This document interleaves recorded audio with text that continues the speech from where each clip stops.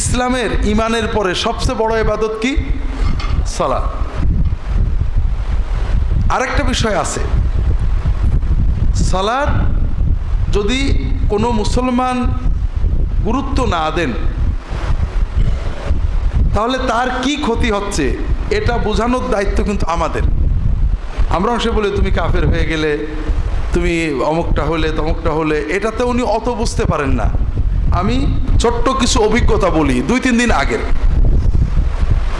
আমার এখানে এক হিন্দু ভদ্রলোক এসেছেন, আইটি ইঞ্জিনিয়ার, খুব বড় চাকরি করেন, ইসলাম সম্পর্কে জানতে। তিনি বলছেন, তার প্রশ্ন যে সালাত কতটুকু ম্যান্ডেটরি আমার জন্য, আমি যদি মুসলমান হই সালাত লাগবে কেন, আর বা কি পরিমাণই লাগবে, না করলে কি সমস্যা, এটা তার প্রথম বিষয়। দ্বিতীয় বিষয় হলো যে স্যার আমি ইসলাম সম্পর্কে পড়াশোনা করেছি, তা আমার কাছে মিস্টিসিজম, সুফিজম খুব ভালো লাগে, আল্লাহর সাথে সম্পর্ক, ধ্যান, ফরিদুদ্দিন আত্মারের গল্প আমার খুব ভালো লাগে। অনেক মানুষ তো দেখি তারা নামাজ বাদ দিয়ে আল্লাহর সাথে সম্পর্ক করে, তো নামাজের আমাদের দরকার কি বা কতটুকু দরকার?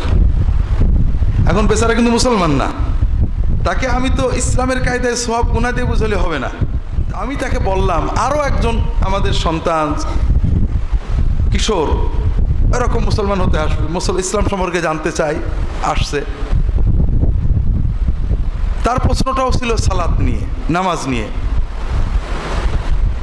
আমি মুসলমান হতে চাই বা মুসলিম পড়ি, আচ্ছা পুরোপুরি ভালো মুসলমান না হয়ে কি নামাজ পড়া যায়, এটা তার প্রশ্ন ছিল।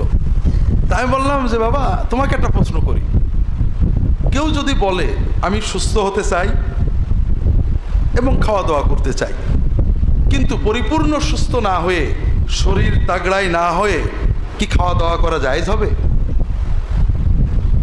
প্রশ্নটা কি বুঝতে পেরেছেন? এই প্রশ্নের উত্তর কি?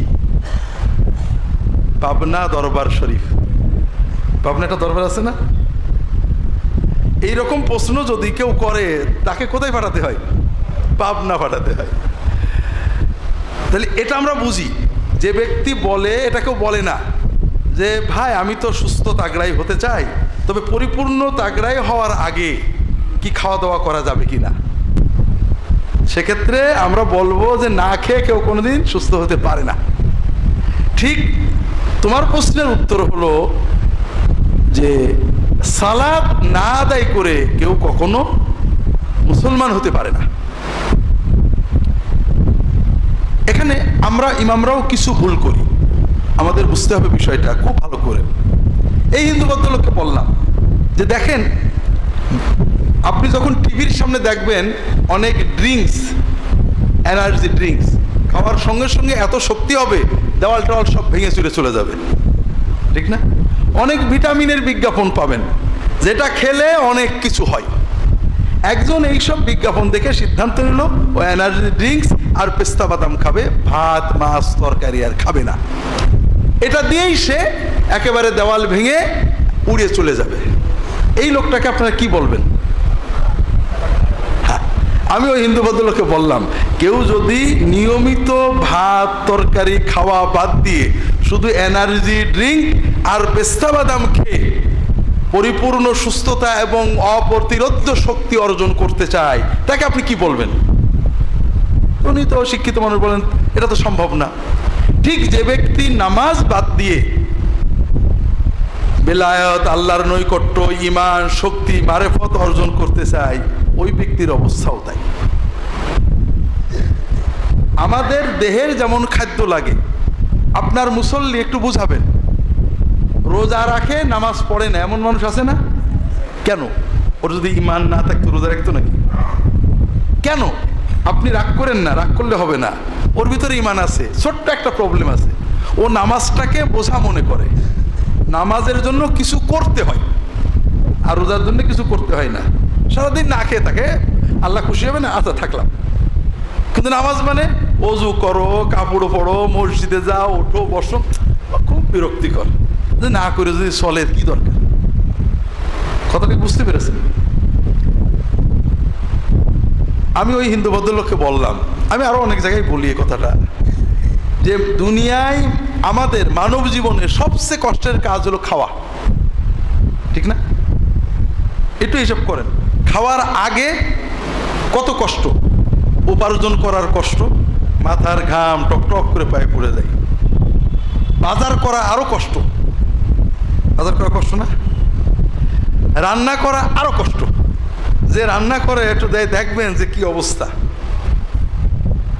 এরপরে খাওয়া, খাওয়াও একেবারে কম কষ্ট না, ফ্যান চালিয়ে খাইলেও গা ঘেমে যায়। খাওয়ার মজা কতটুকু, এই যে এত কষ্ট করলাম, মজা যতক্ষণ খাবারটা জিহ্বার উপরে থাকে। জিভাই যাওয়ার আগেও কোনো মজা নেই, গলায় এই জায়গায় নামার পরে আর কোনো মজা নেই। মজাটা শুধু যে কয় মিনিট জিভের উপরে থাকে। এই মজার ভিতরেও প্রতিদিনই প্রায় খাওয়ার হয়, মরিচ বেশি হয়ে যাবে, নইলে লবণ কম হয়ে যাবে, নইলে একটু না একটু সমস্যা হবেই। পানি খাইতে হবে কয়েক গ্লাস। এতে হলো খাওয়ার পর্যন্ত কষ্ট, খাওয়ার পরের কষ্ট, বাথরুম, পেট জ্বলা, ঢেক ওঠা, এগুলো তো থাকলো। তাহলে খাওয়ার ভিতরে মজা হলো সর্বোচ্চ একবেলা খাওয়াই 2 মিনিটের মজা, কিন্তু কষ্ট কয়েক ঘন্টার। কিন্তু তারপরে আমরা খাওয়াকে কষ্ট মনে করি না। এই 2-3 মিনিটের আনন্দ উপভোগ করার জন্য আমরা এত কষ্ট করি। আর নামাজের ভিতরে পুরোটাই মজা। আমি আমার মালিকের সাথে কথা বলবো, আল্লাহর জিকির করব, আল্লাহর কাছে নিজের মনের কথা বলবো, চাইবো, এ সবটুকুই মজা। এর ভিতরে কষ্টের কিছুই নেই, শুধু অজু করা। অজু করা আসলে কষ্টের না, হাত মুখ ধুলে এমনি মানুষের ভালো লাগে। জামা কাপড় পরাই আছে, এটাকে কষ্ট মনে করলে কষ্ট। কেউ যদি মনে করে বাজার করা অনেক কষ্ট, আজকে থেকে বাজার করব না, এটা মনে আসলে কিন্তু খুব কষ্টের কাজ বাজার করা, কিন্তু আমরা কষ্ট মনে করি না, বরং আমি বাজার করি না। একজন বলছেন, আমার বন্ধু মানুষ, অনেক বড় লোক, অনেক পয়সাওয়ালা মানুষ, বলে আমি নিজে বাজার করি, কারণ খাবো কোনটা মজা নিজে দেখে দেখে টিপে মাছটা দেখে বাছাই করে বাজার করি। এটার কষ্ট আছে, গা ঘামে। উনি বড়লোক মানুষ, বাড়িতে এসি, অফিসে এসি, গাড়িতে এসি, মাছের মার্কেটে এসি আছে, কোনো ঢাকায় আছে নাকি? তাহলে মাথার ঘাম পায়ে ফেলে বাজার করেন, কিন্তু এই কষ্টটাকে কষ্ট মনে করেন না, কারণ আমি বাজার নিয়ে বাসায় দিলে বউ রান্না করবে, আমি খাবো, খেতে মজা হবে। সে মজাটা কয় মিনিট? 2 মিনিট। এই 2 মিনিটের মজার জন্য তিনি এই 1.5 ঘন্টা বাজারে মাছের গন্ধ, ময়লা, কাদা, চিল্লাচিল্লি, এটাকে কিন্তু কষ্ট মনে করছেন না। এটা মানসিকতার ব্যাপার। এখন নামাজের গুরুত্ব, এক্ষেত্রে আমরা ইমামরা ভুল করি। ভুলটা হলো, যেমন ওই হিন্দু ভদ্রলোক আমাকে বললেন যে সবাই বলেছে ইসলামে ঢুকলে শতভাগ সব কিছু না মানলে কিন্তু তুমি মুসলমান না। নামাজ অনেক কঠিন জিনিস, পানের থেকে চুন খুশলেই কিন্তু আর হবে না।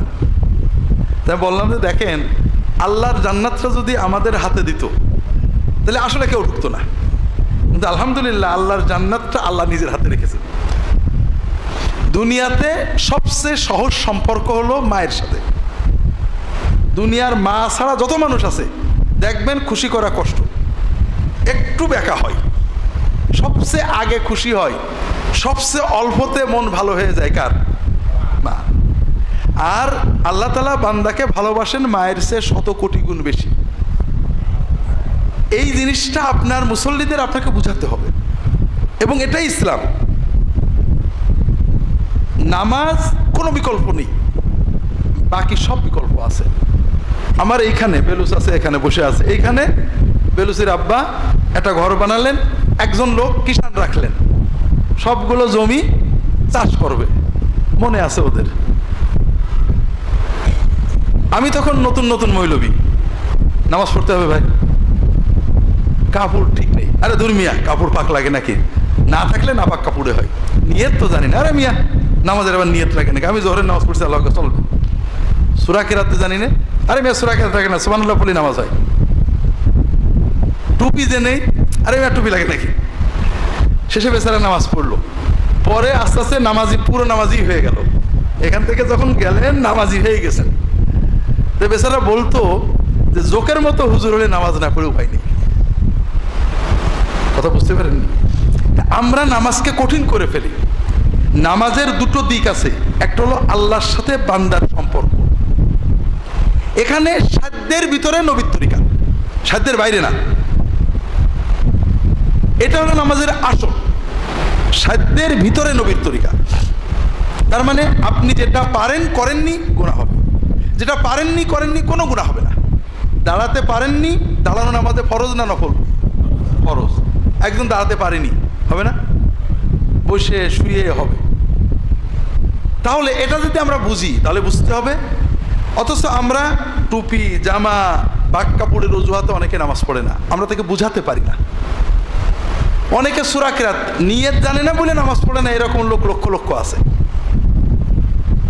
অথচ নিয়ত জিনিসটার সাথে ইসলামের সম্পর্ক নেই। নিয়ত মানে মনে পড়বেন, মনের ভিতরে মনের নিয়ত উপস্থিত থাকবে। মুখে পড়া এটা রাসূলুল্লাহ সাল্লাল্লাহু আলাইহি ওয়াসাল্লাম সাহাবীরা করেননি। উলামায়ে কেরাম পরবর্তী যুগে বলেছেন মুখে করলে দোষ কি, একটু করুক। এর থেকে এমন অবস্থা হয়েছে, আমার মনে হয় এখানে গোবিন্দপুরের দু একজন আছে পুরনো, আমরা এখানে বিস্কুট দিয়ে নামাজ শেখাতাম, তখন ভাঙা মসজিদ ছিল। তো নামাজ কি শেখাতাম? প্রথমে সূরা ফাতিহা, এরপরে আত্তাহিয়াত, এইসব দিয়ে নামাজ পড়ে তখন এই রাস্তা দিয়ে যেত। আমাদের গ্রামের দু একজন মারা গেছেন রাহিমাহুমুল্লাহ, তারা জিজ্ঞেস করতো, কোনে গেছিলি রে? আমাদের ঝিনাইদহের বাংলা। নামাজ পড়তে গেছে, নিয়ত জানিস? বলে মৌলবী বলেছে নিয়ত লাগবে না। আরে নিয়ত ছাড়া যে নামাজ হয়, নামাজ শেখায় নিয়ত লিখেছে কেন? যুক্তি।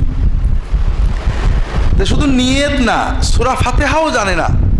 রাসূলুল্লাহ সাল্লাল্লাহু আলাইহি ওয়াসাল্লামের কাছে এসে মুসলমান হচ্ছে, তুমি সূরা ফাতিহা শিখবে, যতদিন না শিখবে সুবহানাল্লাহ আলহামদুলিল্লাহ লা ইলাহা ইল্লাল্লাহ আল্লাহু আকবার দিয়ে নামাজ পড়বে।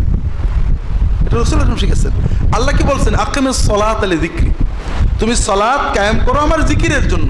যা আমরা করি সবকিছুর মূল হলো আল্লাহর জিকির। কাজেই আমরা যদি এটা না বুঝাই মুসল্লিদেরকে, তাহলে পারে তারা নামাজের গুরুত্ব বুঝতে পারবে না। আর একজন মুসলমান নামাজ পড়েছে মানে কি? তার মানে তার ইসলামের আসল কাজটা করে ফেলেছে। নামাজ আল্লাহর সাথে এমন একটা সম্পর্ক, যতদিন সে নামাজে আসে ততদিন সে আর ইসলাম থেকে বাইরে বেরোতে পারবে না। বাইরেও বেরোতে হলে নামাজ আগে ছাড়তে হবে। কাজ এই জন্যই রাসূলুল্লাহ সাল্লাল্লাহু আলাইহি ওয়াসাল্লাম সাহাবীরা সবচেয়ে গুরুত্ব দিতেন নামাজের।